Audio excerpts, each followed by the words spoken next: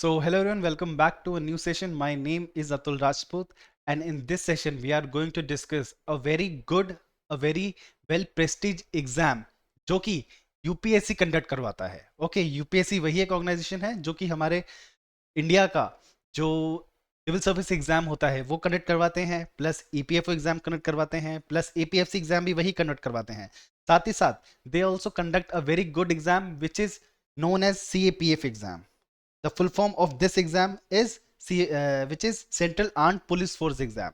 ये हमारी central government की आर्म्ड पुलिस फोर्सेस होती हैं. Okay, and those aspirants who wants to join or pursue their career in the police force, this exam becomes very important for you. Okay, you can also apply for the regional level police. जो notification निकलती है आप उसके through भी police जो force है उसके अंदर जा सकते हैं. But by this exam, CAPF exam, आप जो वेरी वेल रिप्यूटेड हमारी ऑर्गेनाइजेशन होती हैं जो कि अलग अलग रीजन में काम करती हैं, like BSF, like CISF, like CRPF, like SSB, ये सारी सारी जो ऑर्गेनाइजेशन है जो कि सेंट्रल गवर्नमेंट के अंदर आती हैं, आप ये वाला एग्जाम क्रैक करके इन अलग अलग ऑर्गेनाइजेशन में भी ज्वाइन कर सकते हैं. Okay, so this was all about the introduction of this exam. Now this is connected by the UPSC itself, तो ऑलरेडी ये काफ़ी ज़्यादा वेल प्रेस्टीज एग्जाम है. नाउ लेट्स सी कि इसमें और क्या क्या है, हम क्या क्या डिस्कस करने वाले हैं. सबसे पहले about the exam calendar. As you know, जो यूपीएससी है वो एक साल पहले ही अपने नेक्स्ट ईयर का कैलेंडर निकाल देती है. They publish there calendar. Okay, तो इस साल का जो नोटिफिकेशन है 2026 का नोटिफिकेशन है, it is going to come on the 18 February of 2026. Official announcement होगी नोटिफिकेशन की, सीएपीएफ एग्जाम की. और एग्जाम डेट क्या है ये भी इन्होंने पब्लिश कर दिया है. The exam date would be the 19 July 2026. इसमें हमारा फेज 1 एग्जाम होगा which is written examination. Okay, and result, जो इसका रिजल्ट है उसकी डेट तो उन्होंने अनाउंस नहीं करी है, बट जो पास्ट ईयर पेपर्स होते हैं अगर हम उसी के साइकिल को फॉलो करें तो अप्रॉक्सीमेटली अगस्त 2026 में इसका रिजल्ट आ सकता है. ओके, नाउ अगर हम वैकेंसीज की बात करें तो जनरली जो ट्रेंड होता हुआ आया है अभी तक पिछले 5-10 साल का अगर देखा जाए तो एवरी ईयर 300 to 350 सीट्स आ रही हैं, वैकेंसीज आ रही हैं. Now these all vacancies are in the different organization. Okay, like BSF आपका हो गया, उसकी कुछ वैकेंसीज होंगी. देन CISF, उसकी कुछ वैकेंसीज होंगी. CRPF, ITBP एंड SSB, ये जो आपकी सारी 5 ऑर्गेनाइजेशन है, इन्हीं के अंदर जो जो वैकेंसीज खाली होती हैं उन्हीं को जोड़ करके CAPF का एग्जाम होता है. ओके, ये मैंने आपको पहले बता दिया है. Now let's move forward. ये तो हमने देख लिया कि अभी जो कैलेंडर है अप्रोक्सीमेटली उसमें क्या क्या हो सकता है. नाउ लेट्स सी कि जो CAPF का एग्जाम है इसमें कौन कौन से बच्चे एग्जाम ये दे सकते हैं एंड इसका फीस स्ट्रक्चर क्या है. सबसे पहले बेसिक एलिजिबिलिटी क्या है, you have to be Indian. आपकी नेशनैलिटी इंडियन होनी चाहिए, आप बाहर के इंसान नहीं होने चाहिए, आप बांग्लादेश के नहीं होने चाहिए, नेपाल के नहीं होने चाहिए, पाकिस्तान के नहीं होने चाहिए. First you have to be Indian. Then gender इसमें मेल एंड फीमेल है. ओके, देन अगर एज की हम बात करें तो एज जो रेंज है, जो एज की रेंज है एस्पिरेंट्स के लिए, it is between the 20 and 25 years. Okay, आपको 20 से 25 साल की उम्र के अंदर होना चाहिए. This is 20 to 24 years. अब आप 24 ईयर्स प्लस हो सकते हो, but you can not be 25. अगर आप 25 के हो चुके हो, अगर आप 24 आपने कंप्लीट कर लिया है, 25 में एंटर हो चुके हो, तो फिर आप ये एग्जाम नहीं दे सकते हो. ओके, एंड आपकी अगर एज रिलैक्सेशन अगर हम देखें रिजर्वेशन के हिसाब से, तो SC ST के लिए आपको 5 ईयर्स की रिलैक्सेशन मिलती है. तो 25 + 5 इज 30 ईयर्स. आप 30 ईयर्स तक एग्जाम दे सकते हो. देन ओबीसी में आपको 3 साल एक्स्ट्रा मिल जाते हैं. Then civil central government servants जो होते हैं उनको 5 साल ज़्यादा मिल जाते हैं. अगेन 30 ईयर्स तक आप दे सकते हो. देन जो भी एक्स सर्विसमैन है वो अप टू 5 ईयर्स ये एग्जाम दे सकते हैं, यानी कि 25 + 5. Okay, which comes out to be 30 years. तो 30 साल तक आप एग्जाम दे सकते हैं अगर आप एक्स सर्विसमैन हैं. तो अगर आपने ऑलरेडी आर्मी में सर्व कर लिया है, नेवी में सर्व कर लिया है, तो आप एक्स सर्विसमैन की कैटेगरी में आते हो और आप पेपर दे सकते हो up till 30 years of your age. Okay, अब इसमें एक रिस्ट्रिक्शन भी है. रिस्ट्रिक्शन क्या है, the candidates finally selected or recommended earlier are not allowed to reappear. जो भी कैंडिडेट्स हैं जिन्होंने अपना पेपर क्लियर कर लिया है, जो रिकमेंड हो चुके हैं, सेलेक्ट हो चुके हैं, देन उनका रिजल्ट आने के बाद जो नेक्स्ट पेपर आएगा उसमें वो अपना फॉर्म नहीं भर सकते हैं। This is the only restriction. Okay, अब इसमें अगर जो एप्लीकेशन है, जब भी इसकी नोटिफिकेशन आएगी, जब भी आप इसका फॉर्म भरोगे तो उसका एक फी भी लगती है। That fee is 200 rupees. आपको 200 रुपए की जो फी है वो पेमेंट करनी पड़ेगी। बट इसमें भी एक एग्जेम्पन्स हैं। एग्जेप्शन अब किसके लिए हैं? It is for the female candidates. जो भी फीमेल कैंडिडेट्स हैं जो CAPF का एग्जाम देना चाहती हैं, उनको ये फी पे करने की जरूरत नहीं है। ओके, देन SC ST के जो कैंडिडेट्स हैं उनको भी ये जो पेपर जो ये फी है ये पे करने की जरूरत नहीं है। देन अब एग्जेप्शन किस किस के लिए नहीं है, जो कि हमें लगता है कि है बट है नहीं। It is for the OBC and EWS। अगर आप इन कैटेगरीज में आते हैं, जो कैंडिडेट्स एस्पिरेंट्स इन ग्रुप्स में आते हैं, उनको ये फी पे करनी ही पड़ेगी। अदर देन ऑल दिस, जो भी पेपर भरना चाहते हैं उनके लिए 200 रुपए की फीस लगेगी ही लगेगी। अगर आप फीमेल हैं तो आपकी नहीं लगेगी, अगर आप SC ST के अंदर आते हैं तो आपकी नहीं लगेगी। This is about the eligibility criteria for this exam. Now let's move on forward. अब एजुकेशन क्वालिफिकेशन देखी जाए तो बहुत ही ज्यादा सिंपल एजुकेशन क्वालिफिकेशन रिक्वायर्ड है for this exam. It is minimum अगर क्वालिफिकेशन देखी जाए तो you have to have a bachelor's degree from a recognise university. आपके पास एक बैचलर्स डिग्री होनी चाहिए, लेट इट बी कोई भी हो। अगर आपने आर्ट्स से करी है, ऑनर्स से करी है, इंग्लिश में करी है, कॉमर्स से करी है, BSc करी है, कुछ भी हो, बस आप पास होने चाहिए। 33% से अबव आपके मार्क्स होने चाहिए एंड 33% से अबव मार्क्स होने चाहिए एंड जो डिग्री है वो आपको मिली हुई होनी चाहिए।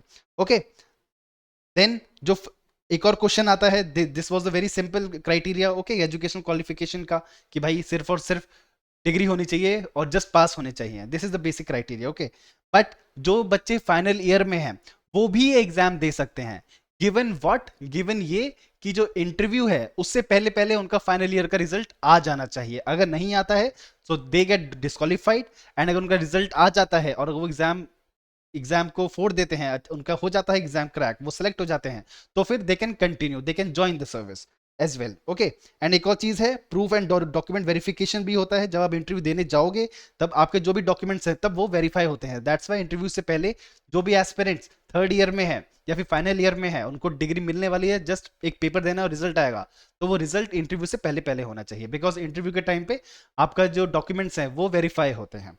Okay, this was all about the CAPF educational qualification. Okay, now let's move on forward. So एक बार एग्जाम का जो पैटर्न है हम वो देख लेते हैं।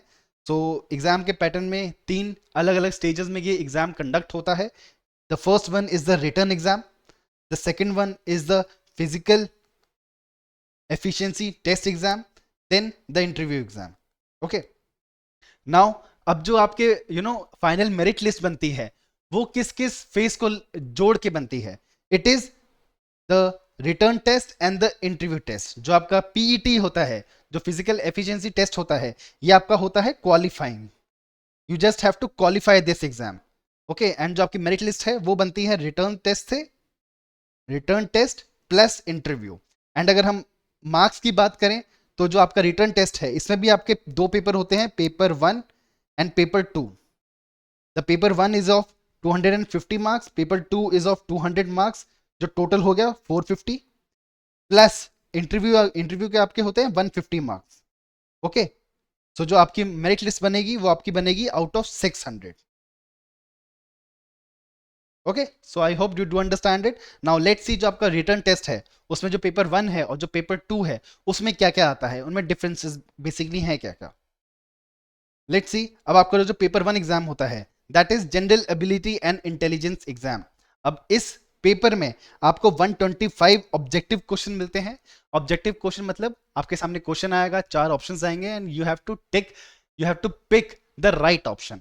ओके, आपको 125 क्वेश्चन मिलेंगे एंड उन 125 क्वेश्चंस के मार्क्स 250 होंगे। इट मींस हर एक क्वेश्चन क्या कितने मार्क्स कैरी करता है? 2 मार्क्स कैरी करता है। ओके, एंड आपको टाइम कितना मिलेगा? 2 घंटे मिलेंगे। एंड अब ये पेपर है, ये आपका ऊपर ऊपर से बता दिया, बट इसमें नेगेटिव मार्किंग भी होती है। नेगेटिव मार्किंग क्या है? इट इज 1/3 आपकी नेगेटिव मार्किंग है। अगर आपने एक आंसर गलत दिया तो फिर जो 2 मार्क्स है वो पेपर है उसमें से 1/3 आपके माइनस हो जाएंगे। ओके, आपको कुछ मिलेगा तो नहीं, बट अगर आपने गलत मार्क किया तो आपके जो टोटल है उसमें से 1/3 माइनस हो जाएंगे एक क्वेश्चन के। अब सिलेबस अगर देखा जाए तो सिलेबस इसमें क्या क्या आता है, इसमें जनरल स्टडीज आती हैं काफ़ी हद तक, क्वांट एंड रीजनिंग आती है। फॉर एग्जांपल जनरल स्टडीज में पॉलिटी पूछा जाता है आपसे, इकोनॉमिक्स पूछा जाता है, ज्योग्राफी एंड एनवायरनमेंट काफ़ी ज़्यादा पूछा जाता है, हिस्ट्री करंट अफेयर्स आपसे पूछे जाते हैं, साइंस में भी आपसे पूछा जाता है physics chemistry and biology, and aptitude के बेस पे आपसे क्वांटिटेटिव क्वांट पूछा जाता है एंड रीजनिंग पूछा जाता है।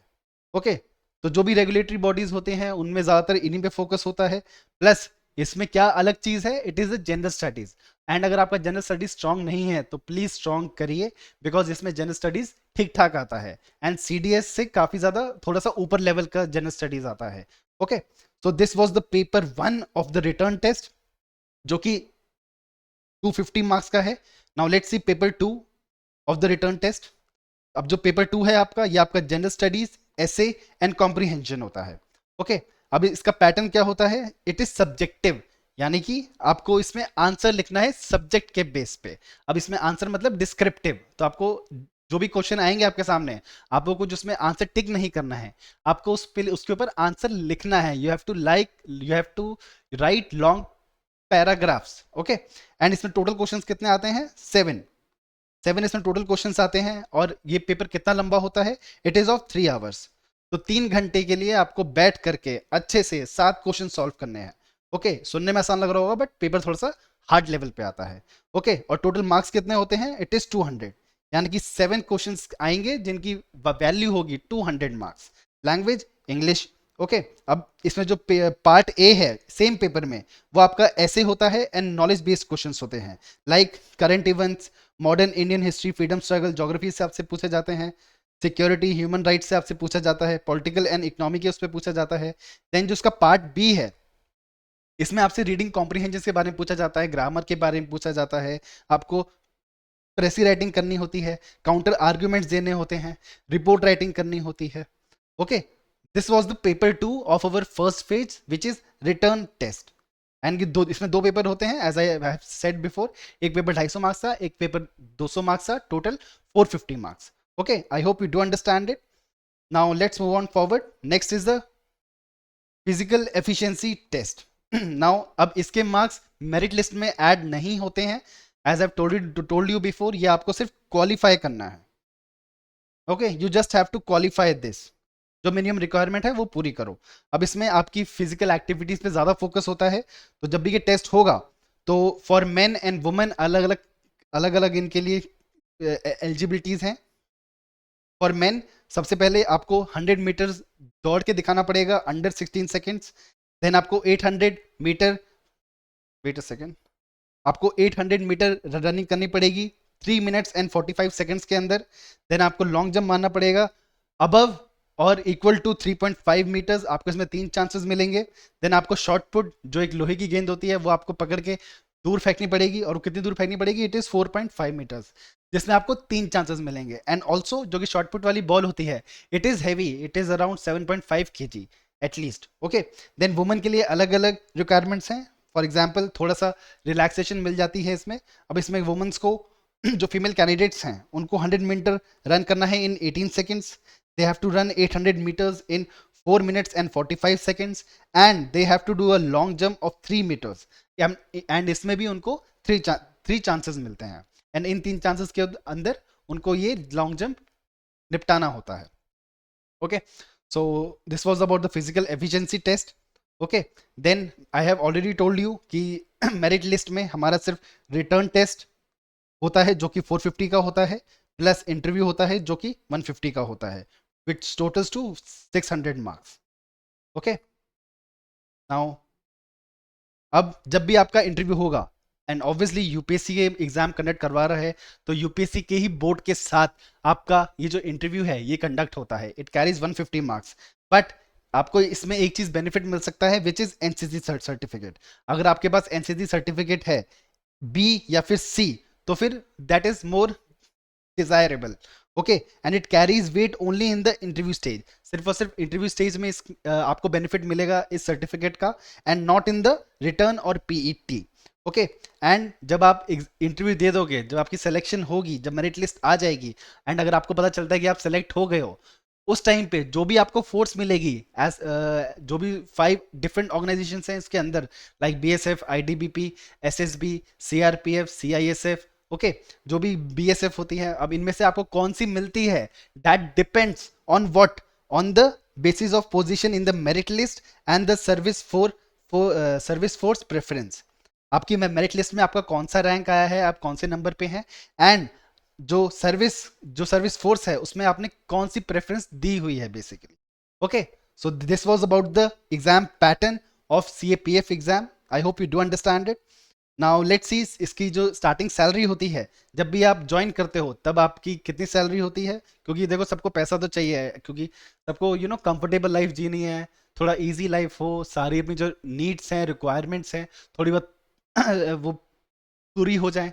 ओके, तो इसमें आपकी बेसिक पे रहती है 56,100 जो कि फिक्स होती है। देन आपको डीएनएस अलाउंस मिलता है, वो काफ़ी अच्छा मिलता है, it is approximately 60% of the basic पे। अब ये इसमें वेरिएबल्स भी काफ़ी होते हैं। देन इसमें आपको काफ़ी सारे अलग अलाउंसेस भी मिलते हैं, लाइक ट्रैवल, हाउस या फिर रेंट या फिर रिस्क या फिर ड्रेस, ओके, जो कि अलग अलग ऑर्गेनाइजेशन में, अलग अलग रीजन में डिफर करता है। ओके, ऑन एन एवरेज अगर देखा जाए तो ग्रॉस सैलरी जो आपकी है monthly, it comes to around 1,20,000 and in hand इसमें से आपको मिलता है 1 लाख। 1 लाख सीधा आपके अकाउंट में आ जाएगा, जो जिससे आप अपनी जो भी आपकी नीड्स हैं, रिक्वायरमेंट्स हैं, वांट्स हैं, वो आप पूरी कर सकते हो। तो it is a good amount of money. Okay, now let's सी जब भी आप इस पेपर को क्रैक करोगे तब आपका जो प्रमोशन है वो कैसे कैसे आगे बढ़ेगा। सबसे पहले जब भी आप कमीशन होगे, जब भी आप ज्वाइन करोगे, that at that time you will B at the lowest which is assistant commandant which is AC। उसके बाद कुछ टाइम बाद आपकी प्रमोशन होगी, देन आप डेप्यूटी कमांडेंट बनोगे। ओके, देन आप सेकंड इन कमांड बनोगे which is 2IC। Okay, then commandant बनोगे, देन इंस्पेक्टर जनरल बनोगे, देन ADG बनोगे which is additional director general, and lastly the highest rank which you can reach is director general. Okay, तो this was the CAPF rank hierarchy. अब इसमें किसी किसी promotion में जल्दी हो जाती है, किसी किसी प्रमोशन में थोड़ा टाइम लगता है, एंड ऑल्सो प्रमोशन काफ़ी ज़्यादा बेस करता है कि ऊपर की जो सीट है, जो प्रमोशन वाला लेवल है, इज इट वेकेंट और not. Okay, so this is going to be your future career if you qualify for this exam. Okay, so I hope you do understand about this exam. This is conducted by UPSC, काफ़ी अच्छा exam है, and जो बच्चे police में जाना चाहते हैं, अपनी जो हमारी जो कंट्री है उसे सर्व करना चाहते हैं, वर्दी पहन के सर्व करना चाहते हैं, then this exams is very important for you, given the condition कि आपका जनरल स्टडीज काफ़ी स्ट्रांग है। ओके, बिकॉज इसमें जनरल स्टडीज काफ़ी ज़्यादा मांगता है, रीजनिंग एंड क्वांट स्टिल थोड़ा बहुत आप डील कर सकते हो, बिकॉज उसमें मेजॉरिटी क्वेश्चन नहीं आते हैं। मेजॉरिटी क्वेश्चन कहाँ से आते हैं? पॉलिटी से आते हैं, इकोनॉमी से आते हैं, ज्योग्राफी से आते हैं, हिस्ट्री से आते हैं, साइंस से आते हैं।